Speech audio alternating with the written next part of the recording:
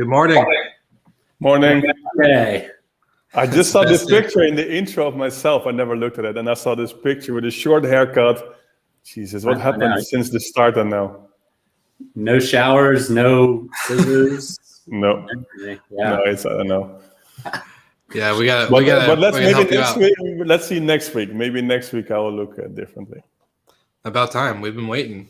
I'll take a picture of Will and a picture of Michael, and I'll tell the hairdresser, just pick one, which you prefer, and let's see what is coming or a combination. It's going to be obvious. Yeah, it'll be pretty obvious. Well, I hope you guys had a good weekend. Anything exciting happening in your guys' end of the world right now? I took the first flight after 1.5 years, and it was the airport of Amsterdam was fully packed. It was just full. The plane was full, so that was good. Yeah, interesting. Yeah, I was in Miami towards the end of last week. Had a good. Oh yeah, must be nice. Yeah, it was a lot of fun. And yes, airports are slammed. People are understaffed. It was like hotels, airports, restaurants. Same story we've talked about many times, but it doesn't seem to be improving still. Yeah. So we'll keep an eye on staffing levels throughout hospitality. I'm curious with you. You said you stayed at a Lifehouse property. How was that? It was great. The kayak. Yeah, so super cool design. Their staff is fantastic. The entire internet in all of South Beach was gone. I went to 2 or 3 different hotels for meetings, and every hotel was like manually checking people in and like walking them to the door because they couldn't make key cards. So to compound the short staffing levels, the internet goes out to cut out a lot of the efficiencies. So it was an interesting time to be there, but a hurricane had just rolled through earlier in the week, so I think that had kind of messed with stuff. But yeah, it was still a great time, beautiful property, and shout out to Lifehouse for the stay. Yeah, we love Lifehouse here on the show, so you can't go wrong with that. Go ahead. You get it for free? They sponsored you, or you just had to still pay the bill at the end? No, by mentioning this, it's actually he said, okay, I'll mention you, we'll be positive, and then we're gonna get a sponsor eventually. Yeah, soon to come.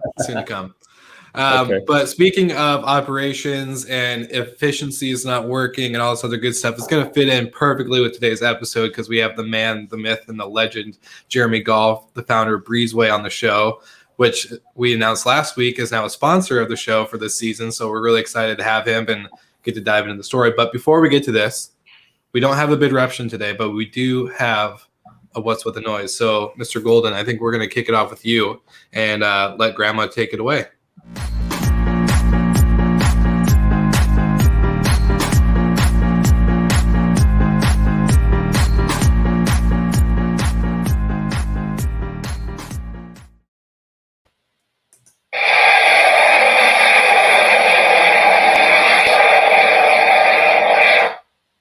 Did you hear that noise? It is the launch of space and civilians being able to go up in space. So over the weekend, Virgin and Richard Branson took off, I guess 6 others, and made it into space. So it is the dawn of a new era in travel and hospitality. Last week, we did predictions on what does hospitality look like in 10 years, and all of us failed to mention space. But it is a very real possibility now if you have hundreds of thousands of dollars and the ability to risk it all to go up into space. But exciting times, and the private space race is on. So let's keep an eye on how frequent this becomes and how much of a trend it is. Right now, it's just a billionaire's trend, but can it make it down to us normal people? Well, would you go? Not on the first 100 flights. You gotta get all the kinks out. But no, I think it's super cool, and I liked what Richard had to say when he was up there.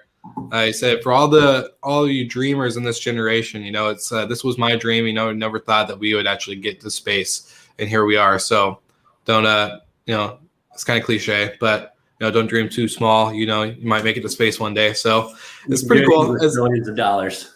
Yeah, exactly. Well, it's pretty sweet. And yeah, I think we failed to mention the space travel, which is, we talked about an episode previous, and it was like, that's way far in the future, but now it's actually probably closer and closer and closer than we expect. But anyways, enough about space. I want to welcome and introduce, like I said, the man, the myth, the legend, Jeremy Gall from Breezeway. So we're going to give him a warm welcome here.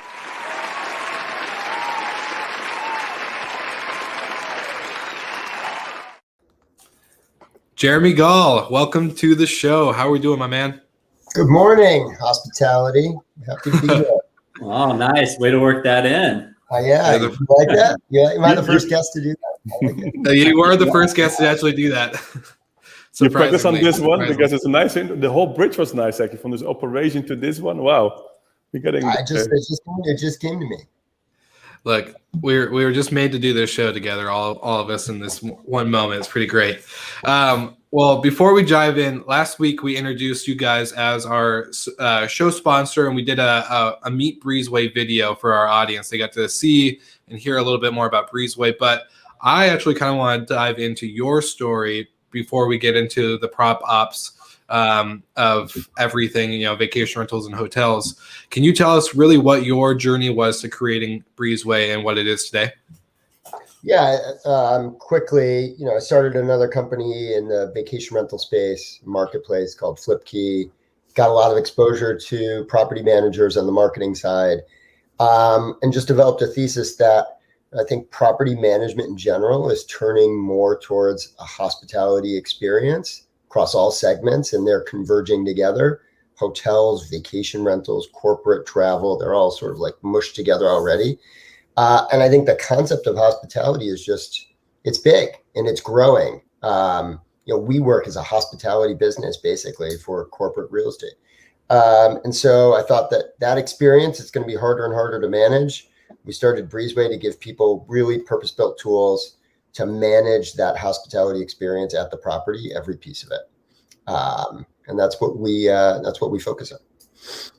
I love that. Hospitality experiences.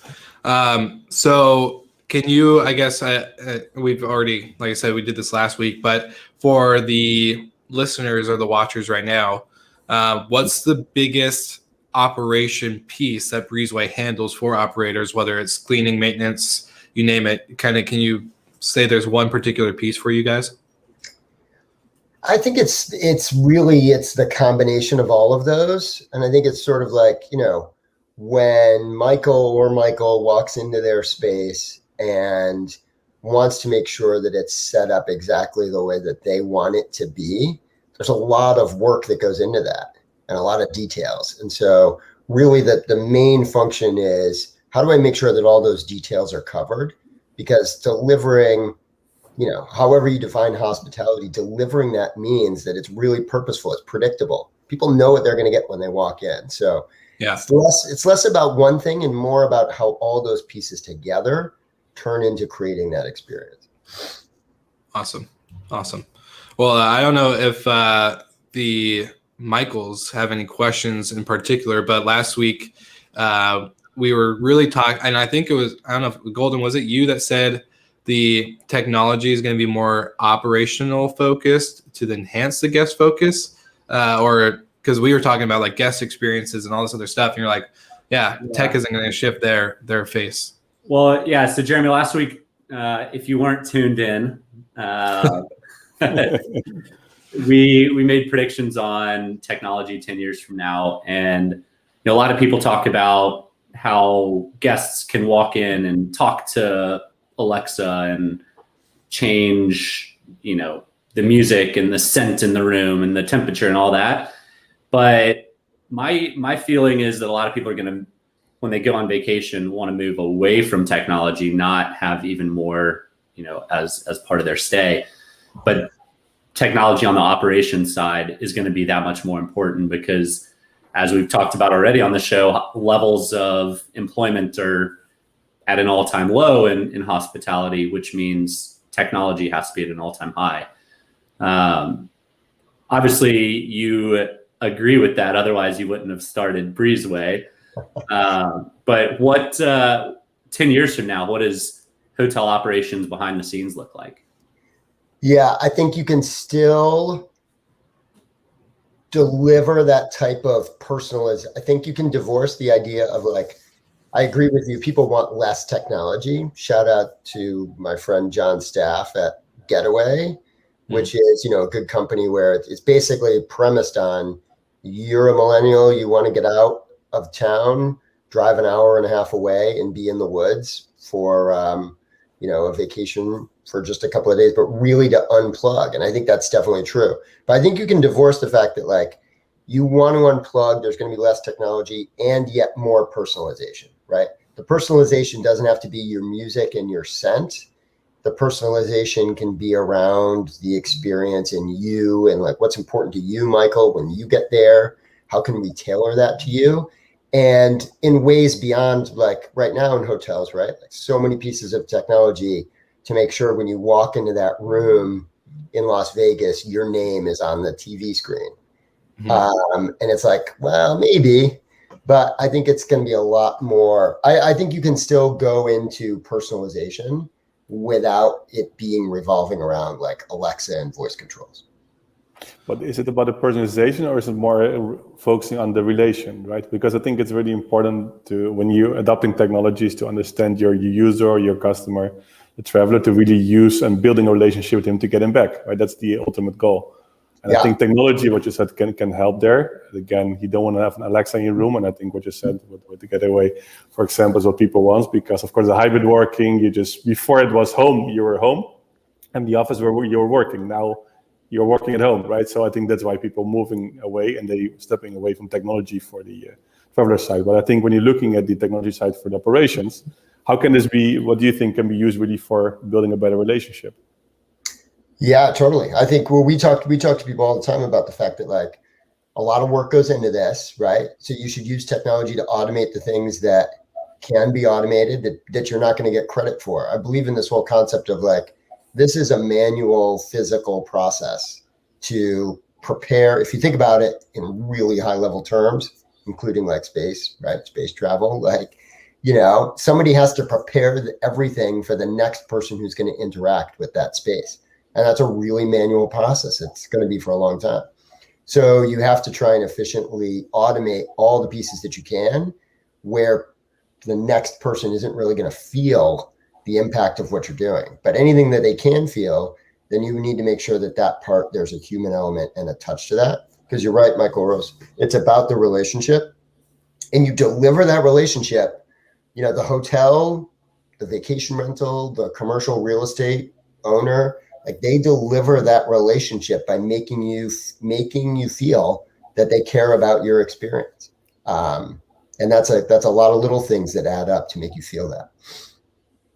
So you touched on personalization though, and I as an operator, and I'm pretty sure as everyone else on this shows, realize that it's harder and harder to get more details that you need in order to create that personalized experience, whether it's through bookings that come through an OTA such as Expedia or Booking or Airbnb or whatever. So with the property tech and the operational tech like Breezeway, whatever property management software people are using, whether it's a hotel one like Opera or Muse, or even, we have Hostfully on the show every now and then too. So like with these property management softwares, how do you incorporate this technology in order to better enhance that personalization with the guests, so that way they're not having to download an app every time they stay at a new place or other things like that? Like what's the overall personalization, I guess, ability with this technology on their back end? Yeah, I think it's and you talk to most operators, they're looking at they're evaluating, and I think they're evaluating more and more frequently their technology stack to see how these tools really interact and work well together, and figuring out what's important to their business, whether it's direct bookings, whether it's just gaining market share, revenue management, et cetera, or it's like, hey, I'm going to focus on repeat guests, and I'm going to focus on the relationship and how I'm going to do that. So I think it's a constant evaluation of that tech stack, and then finding the tools that work well together, and sort of moving the PMS, the property management software system, to it's a facilitator of a lot of the entire tech stack. Yeah, it's kind of like the hub, and then there's branches per thing, right? It's kind of a good. Go ahead. I was just gonna say, I think it's interesting, right? Like, you can think of it as visual, and I have in the past too. Like, the PMS system could be the hub, or it could just be one. It could be one stack off to the side, because you're thinking that the experience is changing, the relationship is changing, and like these different stacks become just as important as the PMS system. They're interrelated, but I think the visual, it's going to be very interesting over the next 10 years how that visual continues to adopt. Is it the hub? Is it one stack to the side, as tools like noise, tools like noise aware, tools like understanding what is going on in the property become really important to that relationship. One of the trends we mentioned last week as well, what we see in 2030 is that hotels moving more into vacation, rentalification, more into hotels, the way they're operating, delivering a guest experience. What do you think? Are you going to become much closer to each other, or where you can see the biggest difference then probably in 9-10 years from now? Oh yeah, I think they're going to come so much closer to each other, right? There was a quote from Marriott. I think it's getting old now. Maybe it's a couple of years old. Where he's saying, like, we have thousands of these little boxes, and people don't want to stay in them. Like, we need to rethink our product of what we're providing to guests and what people really want. And I think we'll definitely see that. 10 years is a really long time. If you think about what's happened over the last 10 years in hospitality and travel, it's Flipkey got acquired. Yeah, Flipkey got acquired. But I mean, we was talking about this the other day. Like, I mean, 10 years ago, you would still, we might be on the show 10 years ago arguing, like literally having a serious argument about whether or not people are going to book online. Yeah. My first conference, people were yelling at Carl Shepard at a Verbo conference, like, I will never do instant booking. That's gonna kill how I allow guests to come in and how I vet the bad ones. And ultimately, now you can't not have instant booking. Pretty much, like, it's just impossible. Yeah. So. Maybe similar vein to Ross's question, apart hotels, how many brands do you think will exist in 10 years? Like recognizable consumer brands. In the hotel space? In the apart hotel space. Oh. Yeah, I think that's a big space. If you think about the idea of this convergence, right? I think you have to expect it over the next 10 years. It's going to change, and it's going to go through maybe 2 or 3 cycles in that period of time. And I think there'll be, 8 to 10 really strong brands. If you believe that that's what consumers are going to want, and I think they will, I think there'll be some really big players in that space. Yeah. What's harder, operations in an apartment or operations in a box hotel?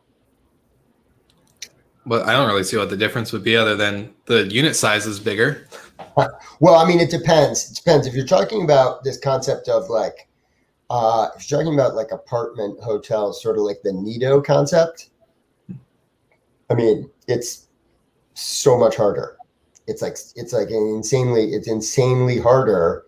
If you're talking about the concept where, like, Will, you're gonna move out and you're gonna go away for the week because you have a flexible job, and now maybe you're gonna go work somewhere else for 2 weeks, and you want to rent out your apartment, offset some of your rent while you're gone, and then as soon as you come back, you're gonna, magically your place is gonna look exactly like it did before.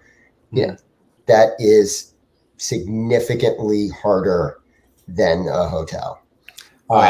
It all depends on the ownership. It depends on the ownership, and then I think it depends on we're gonna have to see what happens, right? Like, the closer an apartment hotel is to a hotel where everything looks exactly the same and there's common ownership, well, cool. Your operations look just like a hotel, right?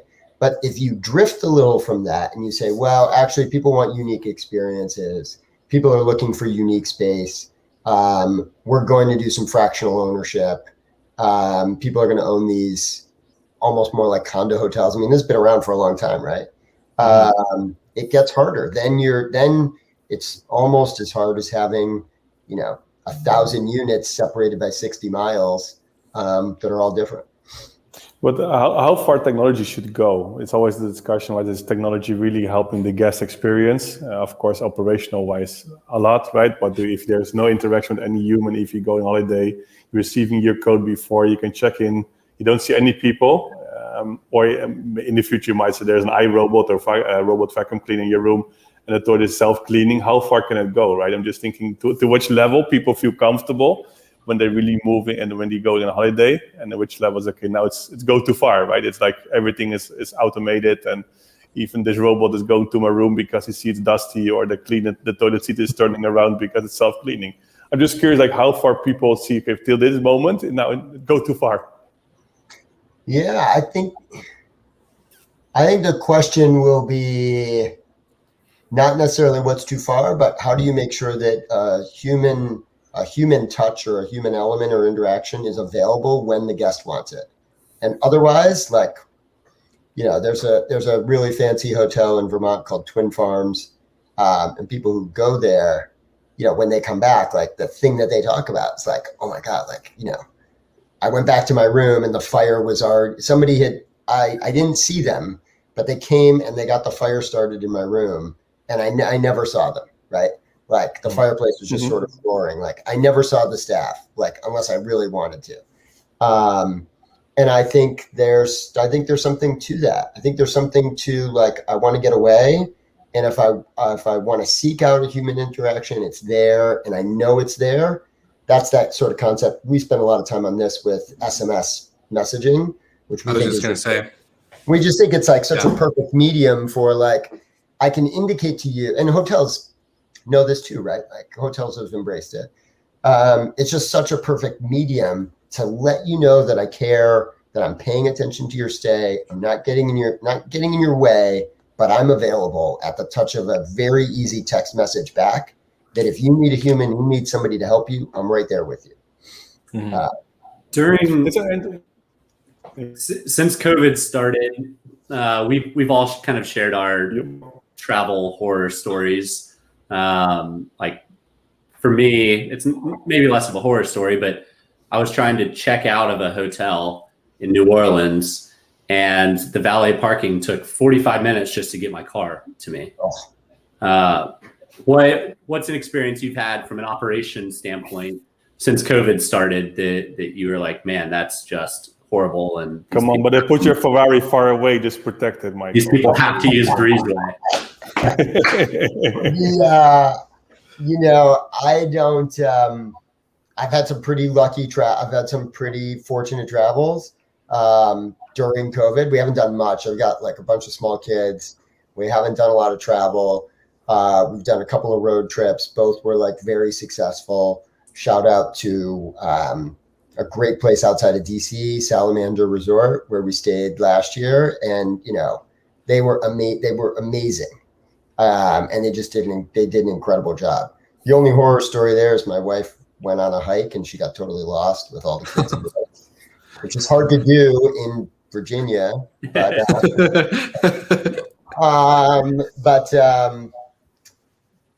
think we haven't had too many horror stories. We had an interesting, just to build on that, like human interaction. Last year we shut the office down. We wanted to get from Boston to South Carolina for family reasons. So we had to stop somewhere. So we stopped in DC and had to check into a hotel. And it was a perfect example of, like, we wanted to minimize human interaction as much as possible. So yes, we still had to like check in at the desk, but we checked in at the desk. We went up to our room. We never saw another person the whole time we were there. And that's sort of just the way we wanted it. Did you get the lock off room, and was it called a vacation rental, or was it? No, we didn't. We did get the lock off room we got the lock off room at Salamander though.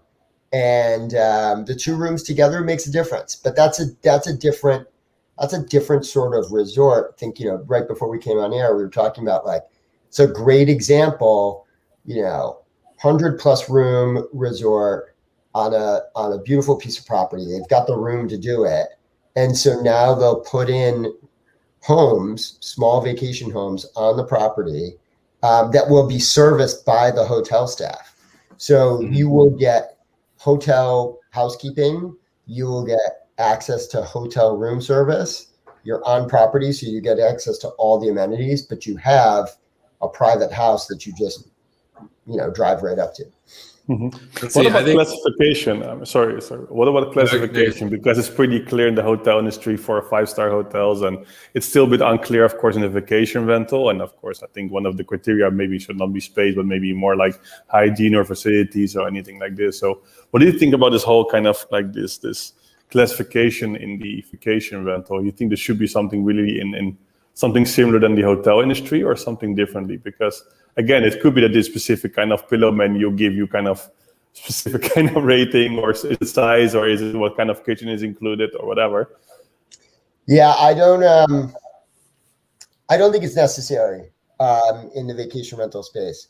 I think as far as like, a rating system or things like that, I think what we do need, and what we're moving closer towards, and it's just happening naturally, and all parties want it to happen, is professionalization. So I think there just needs to, like, the bare minimum, there needs to be a bare minimum.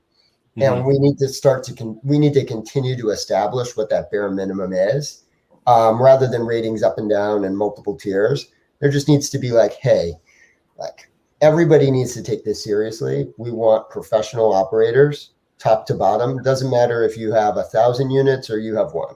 We want, it shouldn't be a hobby. It shouldn't really necessarily be a hobby business. And there are some people who self-manage, they've got 1 unit and they're really, really good at it. But like, the OTAs want it that way. The regulators want it that way. Guests want it that way. And the good operators, they want it that way too. Yeah. Well, I was gonna say, like, so there's 2 points that you mentioned, and in Slick Talk, when we had you come back on and do like an interview during COVID and all this other craziness that was going on, you mentioned about like the evolution of host to property manager, right? Like how we're seeing that professionalization happening. Because I think you're right, like COVID sped up a lot of stuff. We talked about, what's going to happen in the next 10 years. Well, what was going to happen in the last 5 years happened in, 12 months, like we've said multiple times on the show.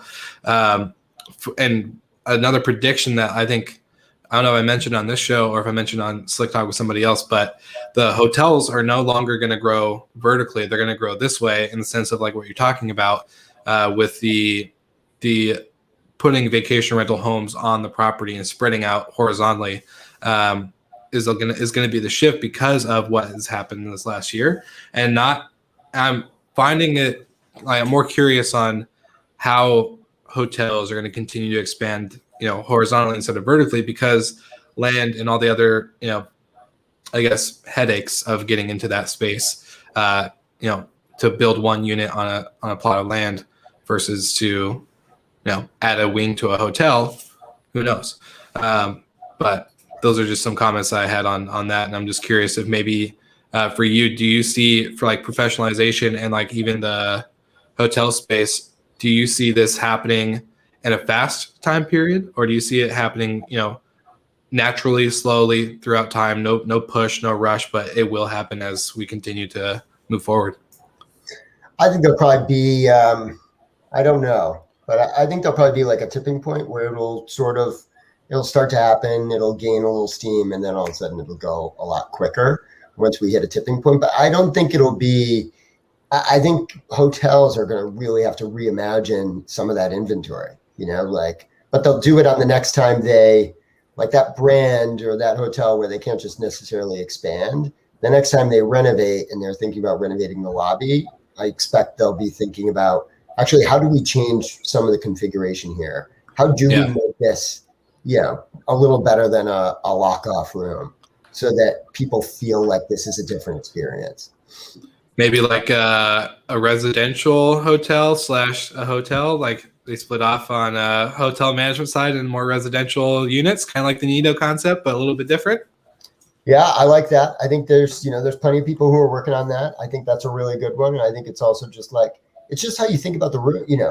People who are building new hotels are going to be the ones who sort of help facilitate this and push it forward, because they're going to come up with new flexible floor plans, interesting experiences and opportunities for guests.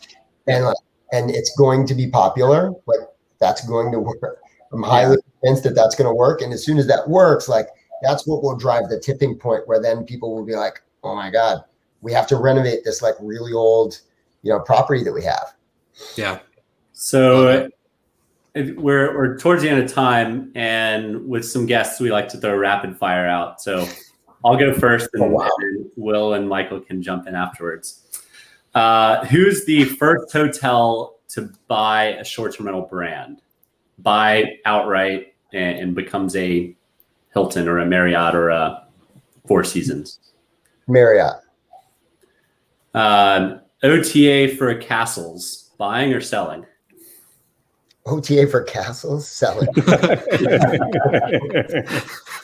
Selling right now. Now's the perfect time. Selling right now.